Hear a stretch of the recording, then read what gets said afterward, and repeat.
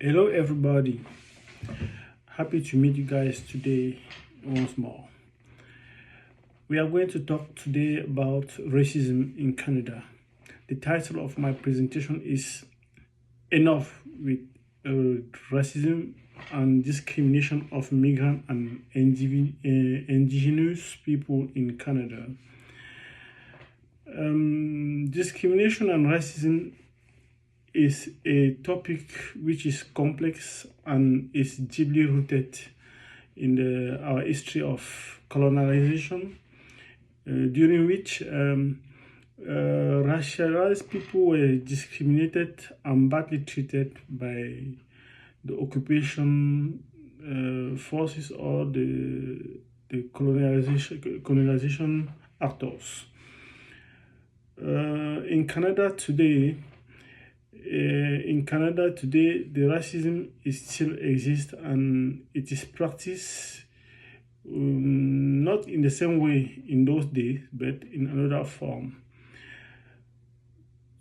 We can define racism like the hatred or discrimination of people because of the color of their skin, because of their ethnic, or because of their culture.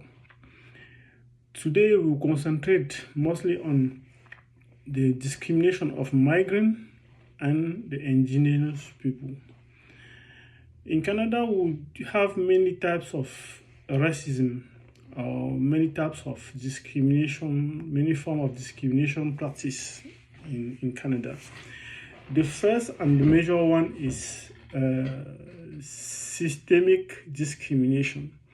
It is called systemic because it is a discrimination, the form of discrimination which is applied using the law and policies of the state, which is they use the law of the society to automatically discriminate or eliminate some people, mostly indigenous or migrant, from benefiting of basic services like healthcare, education, and first necessity services like passport, university indemnities, and many other services of the daily life.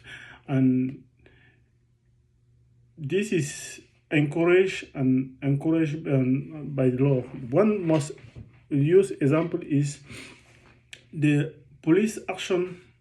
It is shown that the police action is 40% oriented toward black people, meanwhile it does not represent 10% of the general population.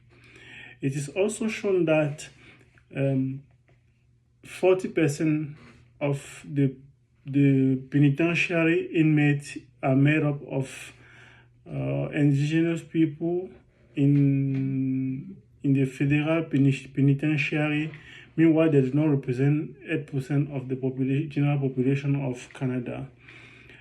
Also, there are certain specialty in the university or some professional training in which migrants or indigenous people are automatically discriminated from benefiting the training using certain criteria, or also during the recruitment of civil servant.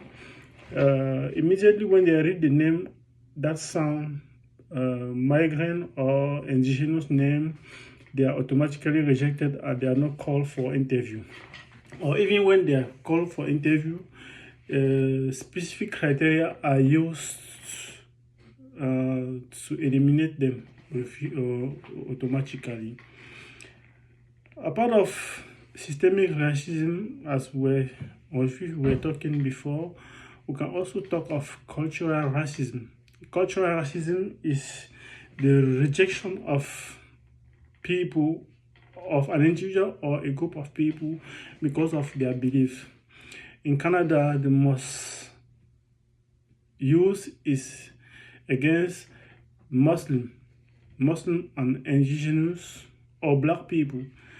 Muslims are not, for example, admitted to pray freely everywhere they are in Canada, and they are always treated like terrorists in Canada, and this is activated or motivated by politicians or by politicians or by xenophobes who does not like Muslim or black people, and they look at them like people who are coming to cause harm in their country.